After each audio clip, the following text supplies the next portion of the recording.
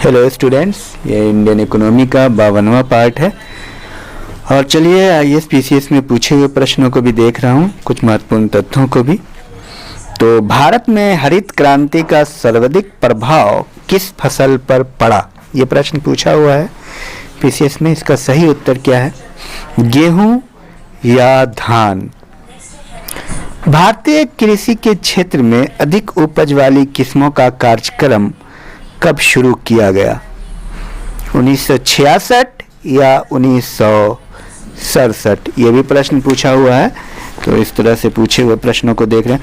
भारत की कुल भूमि का कितना प्रतिशत कृषि कार्यों में संलग्न है? 52.7% या 65.3%?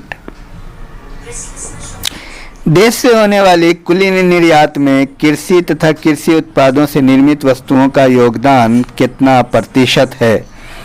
8.5% या 15.6%? वर्तमान में भारत के सकल घरेलू उत्पाद यानी जीडीपी में कृषि क्षेत्र का योगदान कितना है? 14% या 28%? भारत में कृषि क्षेत्र के जीडीपी का कितना प्रतिशत भाग कृषि शोध पर व्यय किया जाता है?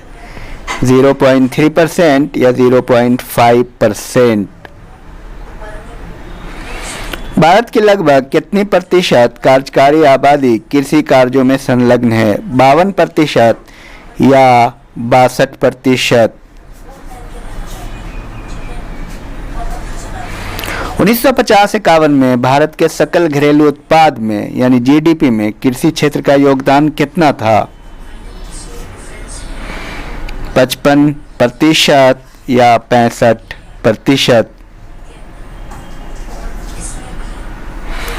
वर्तमान में खाद्यान्न के अंतर्गत आने वाला क्षेत्र कितना है? 122 मिलियन हेक्टेयर या 132 मिलियन हेक्टेयर? भारत में सिंचाई का सर्वप्रथम स्रोत कौन है? कुआं और नलकूप या नहर?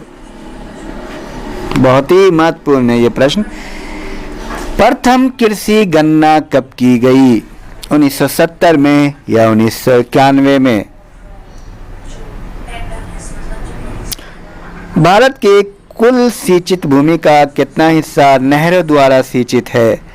36% या 62%?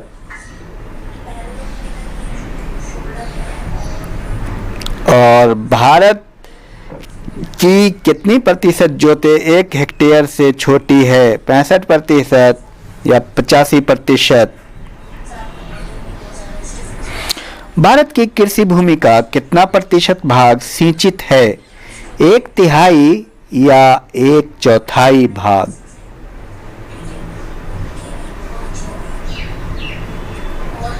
भारत का कुल कृषि क्षेत्र 136 मिलियन हेक्टेयर है। इसके कितने प्रतिशत भाग पर कृत्रिम सिंचाई सुविधा उपलब्ध है? 36% या 65%?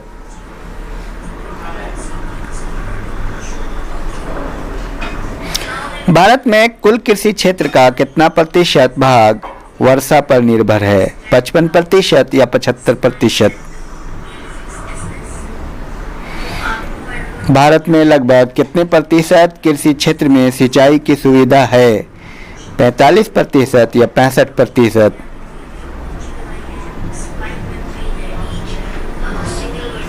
भारत में सिंचाई का सबसे महत्वपूर्ण साधन कौन है? नहरें हैं या नलकूप?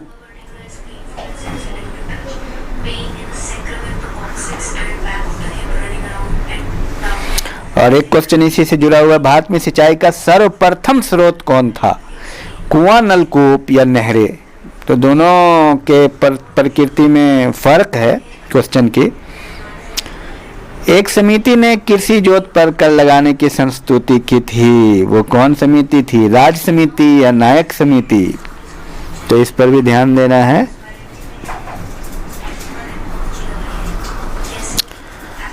हरित क्रांति का सर्वाधिक निराशाजनक परिणाम किस फसल में देखने को मिला? दलहन या मक्का? हरित क्रांति के दौरान मोटे अनाजों और दलहन का उत्पादन के साथ क्या हुआ, घटा या तेजी से बढ़ा? हरित क्रांति के दौरान भारत में चावल के उत्पादन पर क्या असर पड़ा, अपरिवर्तित रहा या आंशिक बढ़ा? भारत में हरित क्रांति का सर्वाधिक प्रभाव किस फसल पर पड़ा, गेहूं या धान? हरित क्रांति के फलस्वरूप देश में कुल खाद्यान्न में किसका अंश कम हो गया, मोटा अनाज एवं दलहन या चावल? ये बहुत ही महत्वपूर्ण प्रश्न है और महत्वपूर्ण बिंदुओं को देखेंगे अगली वीडियो में। Thank you.